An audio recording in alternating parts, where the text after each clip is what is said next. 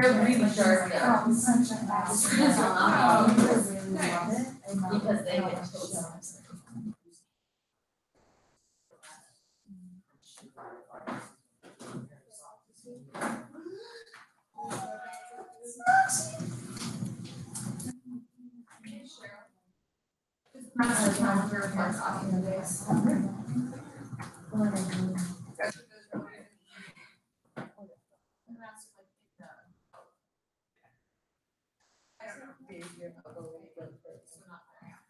Teacher master plan has that.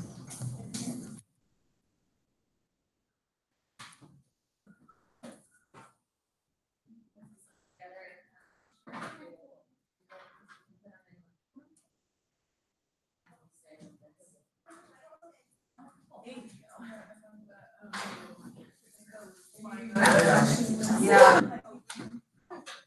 That's what I might do. Just dig in the elbow. Yeah.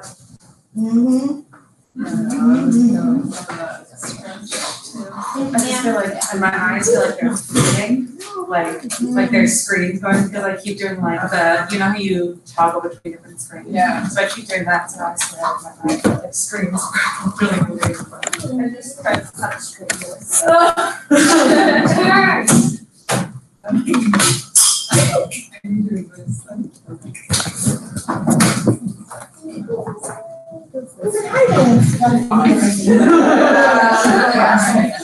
All day. There's no name on that spot. Let them cry. Just let it happen. I told you it required Kleenex and Band-Aids.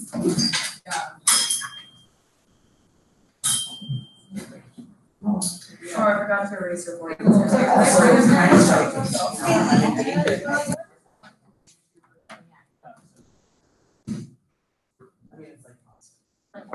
Now your password. Yeah.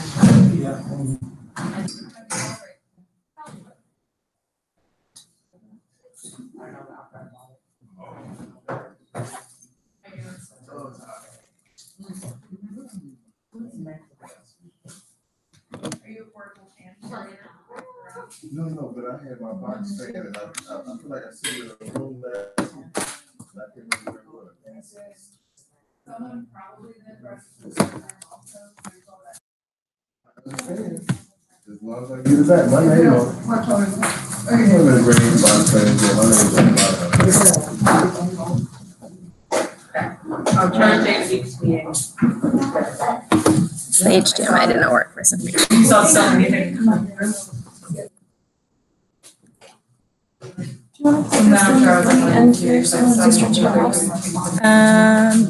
Oh, I didn't even realize that. Maybe I will. Yeah. Much better.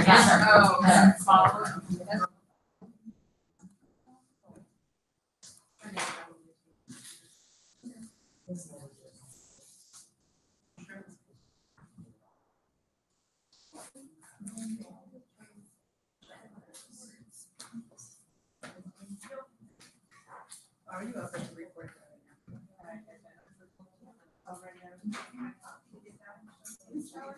Wow.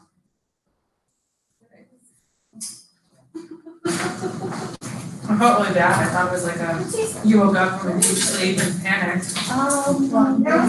Yeah, she's like, they said Yeah. we're on the mechanic also downstairs. Everybody, the best one. Perfect. Thank you. Perfect. She's like, we should make this great. Is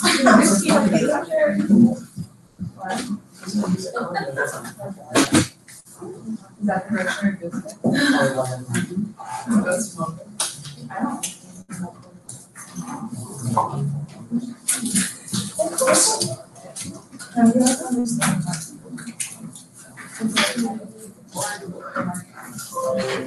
I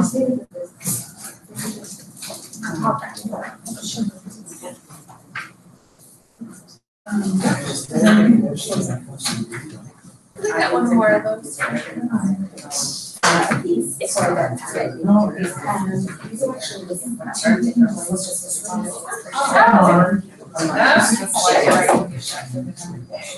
All right, everyone. We're gonna go ahead and get started. I'm Saruchi. I think I've met many of you already, probably introduced myself at all three that day, but I am the Interim Director of Finance and Operations here in Washington until Blake gets back from maternity leave. Before that and after this, I've been working at Green Dot National on the strategic planning team for the past 3 years, and we'll return to that role after the next couple of months. So really excited to be here with all of you working on operations in many different capacities. What we're going to be focusing on today is protecting students from discrimination. I know you've probably all heard about this topic in various forms, so we just want to make sure that everyone is on the same page about what discrimination looks like, how you are, your responsibility for standing up for our students when you see discrimination in all forms, and just make sure that you feel prepared to meet all of the compliance regulations around that required by the district and the people who authorize our schools. So objectives today, again, are to ground you in the laws. I know you all probably have heard of what you need to do, and many of you have probably gone through this training before, but just to ground you again, help you identify what harassment looks like, help to prevent discrimination in schools and programming, and then if there are challenges that come up, outline what those complaint procedures look like. So first, just to hone in on the scope, today we're just talking about student rights. I know there's also a lot of discussion that we can have and will have around employee level discrimination and staff discrimination. That all is in our employee handbook. So if you want to read all of those policies, definitely go there and take a look. But today we're just going to be focusing on the student discrimination piece, which is outlined in our student policy handbook. And I've shared a couple of those specific policies on your tables that we'll dive into in more detail. Questions about the objective or scope of today? Cool, let's jump in. So first off, what is discrimination? It's unfair or equal treatment of a person or group because of the way that their group is defined. And specifically for the purposes of this presentation, we're going to focus on discrimination against protected classes. And the protected classes piece is important here because that's where a lot of the laws and regulations come in that require us to take different steps because of the type of group that a student is part of. Does anyone know what some protected classes are? Sexual orientation. Sexual orientation, yep. In the state of Washington, gender identity and gender expression. Yep. Race. Race, yep. Age. Age. Religion. Yep. Those are all some of them. There's many. Race, religion, sex, disability is one of them. We talked about sexual orientation, gender expression, and gender identity, and also veteran and military status. We probably don't see a lot of this in our students. But these are the 9 specifically in the state of Washington protected classes. There's 2 common forms of discrimination that may impact students. Does anyone have ideas as to what those 2 specific forms are?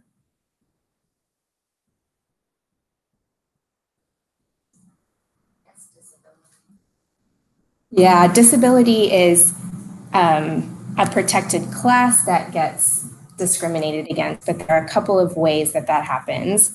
The first way is probably what you typically think of as discriminatory and sexual harassment itself.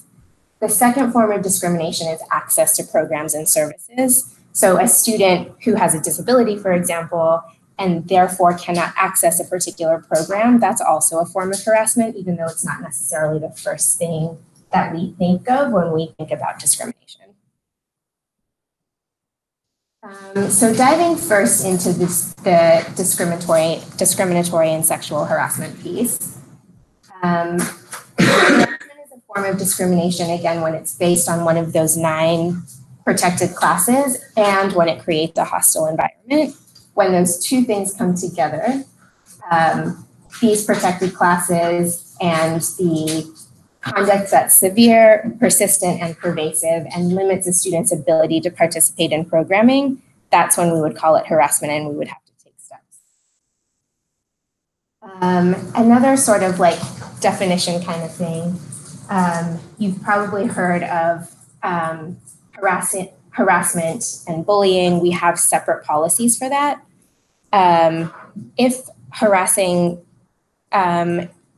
If there is bullying and harassment related to a protected class, then both of these policies come into effect. So you're both making sure that there's no harassment, intimidation, and bullying, and you're following those procedures, and you're also following our discrimination procedures because they're part of a specific protected class.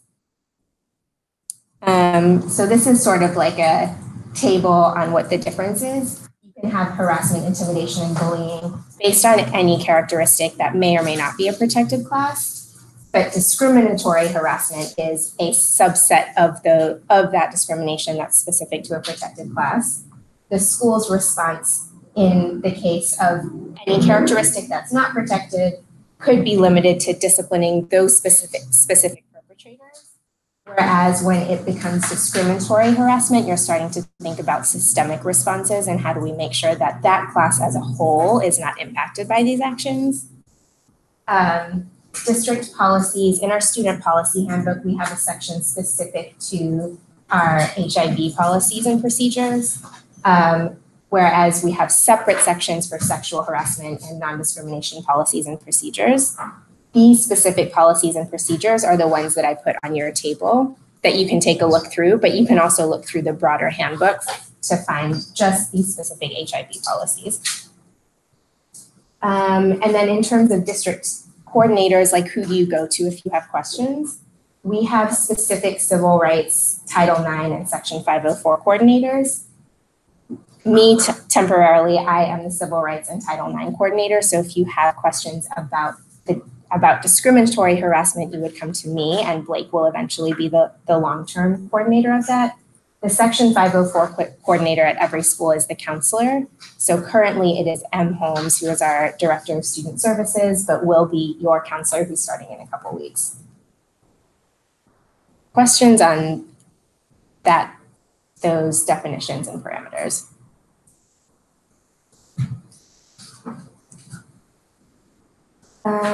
So diving a little bit more into harassment, it can come in many forms, but student-on-student sexual harassment also falls within this category. So if there's any unwelcome conduct that's sexual in nature, creates a hostile environment, is on a protected class, that counts within this category. So a little bit about what makes contact sexual in nature, and again, the hostile environment means that it's severe, persistent, and pervasive. So when you see any of this type of conduct, we have a duty to respond. These are some of the steps that we should take whenever you think you have come across discriminatory harassment. First is investigate. What is going on? How long has it been happening? Who is it between? And then take prompt steps to stop the harassment. So elevate that to your administrators, elevate that to Blake or I, to come up with ways that we can stop this. How do we change systemically the environment so that it's not hostile for any student in that protected class? How do we think forward-looking about preventing this from happening? And then once it's happened and it's stopped, how do we remedy and make sure that those students are able to come to terms with the things that have happened? Yeah. Sometimes we hit a barrier when students are sending harassing messages through technology outside of school, and it's like Snapchat or something that we can't trace. So how would you suggest we respond if the student doing the harassing is anonymous or we don't actually have proof? Good question. Is it usually raised where a student will tell you like this is happening? So you do know from their perspective that something's going on. Yeah, that they're either paraphrasing a message they got, because it's weird, or they don't know exactly what's going on. Yeah, that's a tough one. I think to the extent that you can help them figure out how to trace it so that you can get to the bottom of it, that would be helpful. But if you can't figure out who it is, I think focusing on some of like the remedy aspects of like, you're getting these messages, we don't know how to stop them, but how can we like either change the way that your phone is receiving messages to like not have Snapchat, or like your response to the messages or how you open the messages. If you can't figure out how to stop or eliminate, that's what I would suggest. Does anyone else have thoughts on that or has experienced that here or at other schools?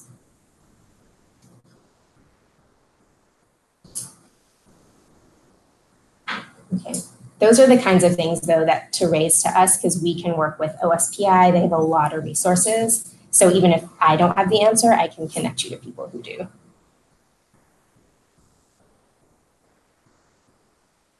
When are you on notice to identify that harassment is happening and then to do something about it? The answer is pretty much whenever you feel like you've seen something.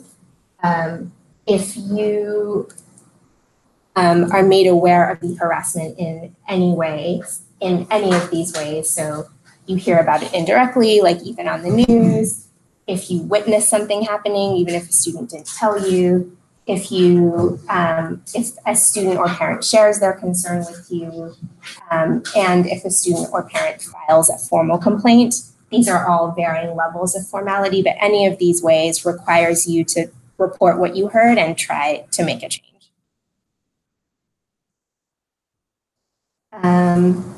There's also, so those are ways that you, you would have been given notice. There's also examples of when you should have known about harassment. So examples are like if you are on supervision, like at recess or in your classroom, if you are seeing conduct happening or should have seen conduct happening, then you are required to report that. If students are referred for discipline for harassing conduct, then you should know that there's something going on.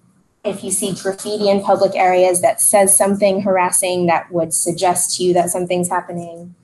And if there's things similar to during supervision happening in the hallway, happening in open areas, we should have adults around who are seeing those things, even if they're not directly reported to you or to anyone else.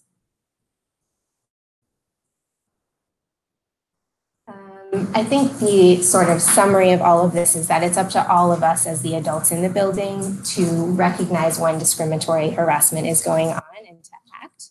And you're not alone when you see it, like share it with other people, share it with us so that we can all make sure that we are creating an environment that's welcoming to every type of student.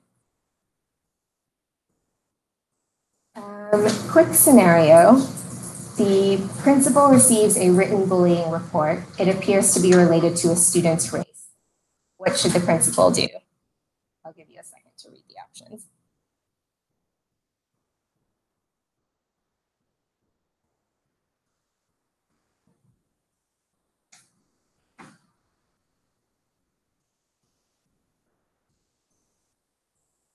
Who thinks it's A?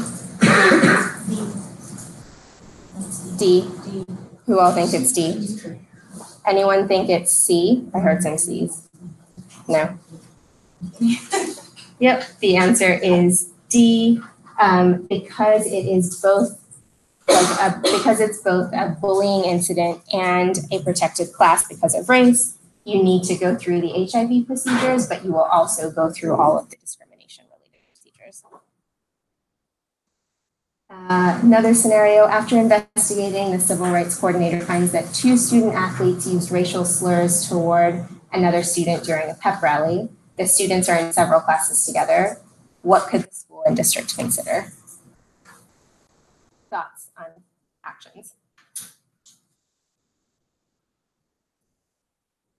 Yeah. I think you can both have like a reaction and a preventative response moving forward. So both like providing consequences for the individuals involved, but also and seeing that those consequences are carried out, but I also think about like, are we then talking to the students as a whole about what it means to like use those slurs? And providing that education so that students are like keeping that more in mind, and also then their bystanders as well reporting to us before it gets to like potentially a harassment level. Yep. Or kind of more systematic. Absolutely. Yeah. I think we should split students out, so forcing that student to continue to be around students and influence. Yep. Like potentially change their schedule so they're not in those classes. Yep. Organizationally connected to all of those, just express, providing the proper training as to how to deal with that, and along with that bullet point planning, what's that in school or district-wide anti-harassment activities and discussions. I think it's gonna help us to de-escalate those when they happen. Yep. Yeah, because it's maybe not isolated to those 2 students. Yep. Good points. I think you guys covered a lot of these.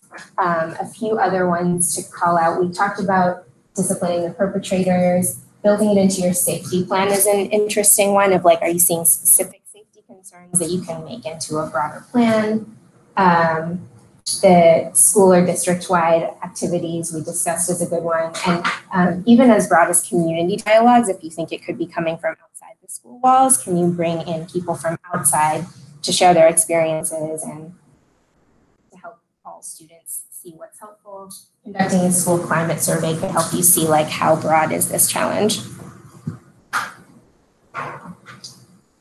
Cool. So I think I mentioned we have 3 different coordinators who can help you out with all of these things. Blake and I in the first 2, and your counselor for section 504, which is specific to disabilities. But really between me, Blake, and your counselor, you can come to us with any of these questions and we'll help connect you to the right people, even if we don't have the answers right away.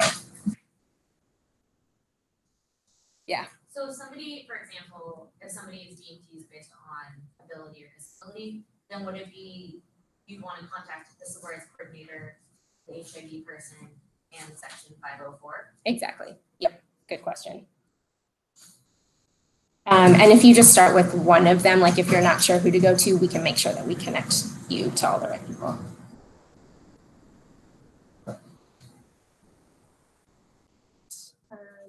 So the second form I want to touch on is access to programs and services, the other form of discrimination that's outside of harassment.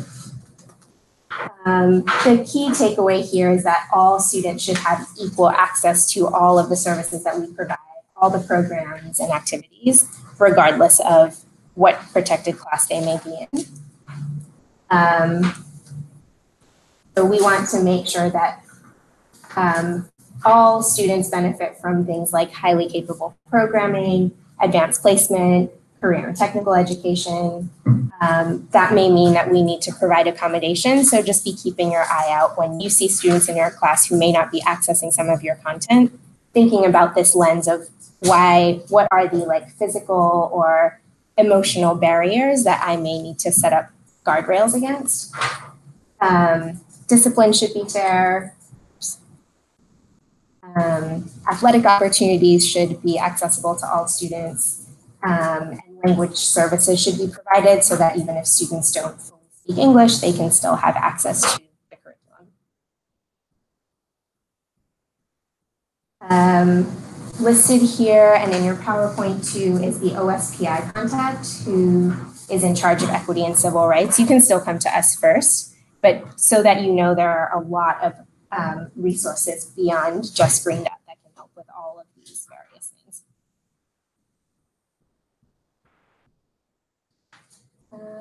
And then touching on discrimination complaints and what you do when you actually hear of a complaint as opposed to seeing it.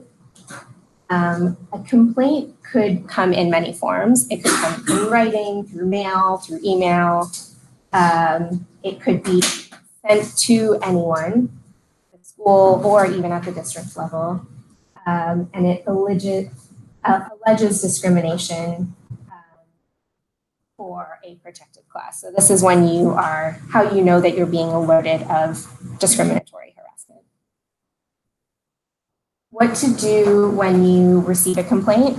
tell me or Blake immediately so we can help you take the right steps to investigate, to stop the harassment, to remedy, and then give the person who's complaining a copy of the complaint procedure from the student policy handbook so they know their rights and they know that you're going to address this. I, on your tables, have a copy of the harassment policy on page 43, and also the uniform complaint procedure that's in the second packet under student rights and responsibilities. Towards the end, I think it's on page 53. So if you want to skim those so you know like what is the policy that you'll be handing to families if they have a complaint. This is in the broader student policy handbook. So I didn't print the entire thing, but you will find it within these two sections. Yeah. Go back one slide. Yeah. So I heard you say that any complaint, whether it's formal or like, I don't know what would include formal, needs to be passed on to you. I think so. I guess it's a little bit of a judgment call. Like if you feel like you can handle it at the school site level, that's fine. I think if you get a formal complaint is probably when we should be involved. Like if you get a complaint in writing, it's probably severe enough that it could help to have district resources. If it's something that you like see going on in your classroom and you're like, we probably need to address this, but it's not a huge concern yet, I think it could happen at the school level. But if you want to be safe and raise everything to us, that's also fine. Do you guys have a perspective as like administrators, what you would prefer on that?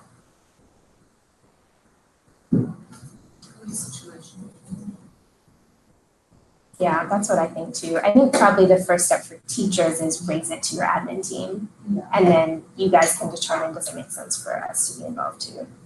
Because that's what I'm asking, when does it make sense? Yeah. But I guess you're saying this is our discussion. Because I can think of, sometimes we think of them as more formal when it does come from a parent, but it's not necessarily different as then it can just came and reported it to me. I'm thinking of one from last year where our parents sent me an email, and that felt much more formal to me, but it also could have just been like, the student might have come and reported it, but I think I handled it more seriously because of the way the parent communicated. So I don't know, I just wanted to raise that, like when to involve them. Yeah. I think going with your discretion still makes sense, but to err on the side of caution, maybe just like let us know and then we can figure out if it's something that we should be involved in or not.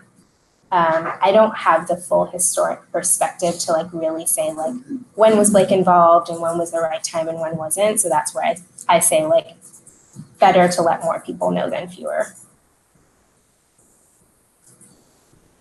So a student written note would fall under a formal complaint? I think so.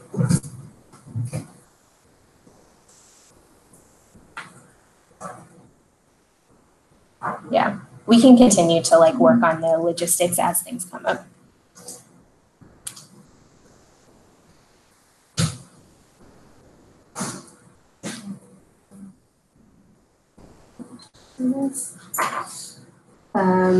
The way that discrimination complaints work is typically a family will share their complaint with the school district. They do have options to elevate if they want or need to. They can appeal whatever decision is made to the school board, and they can then file a complaint to OSPI as well. So this is more just for you to be aware that those steps do exist to protect.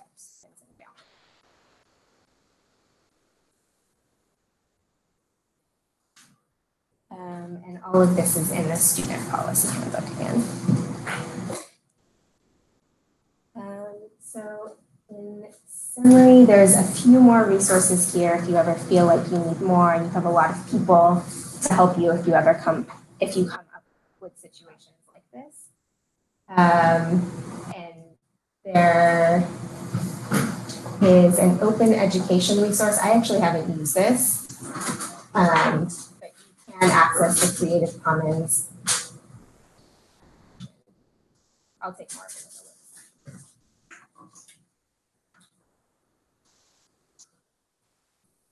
Any other questions?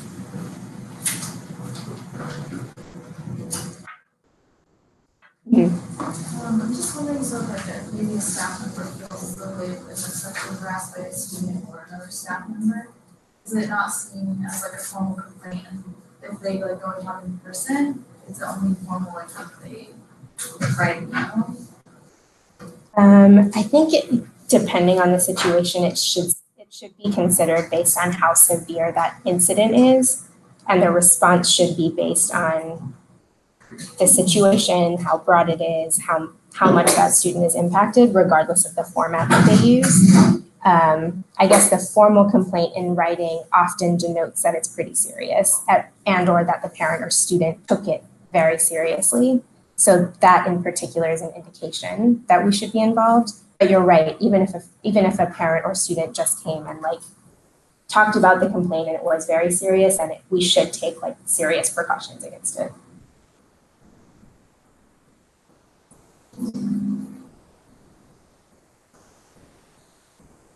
Awesome. Thanks for your time today, guys. Good luck with the start of the school year. Please reach out about this and any other things, operations. We're here to help, and excited to have students back on campus.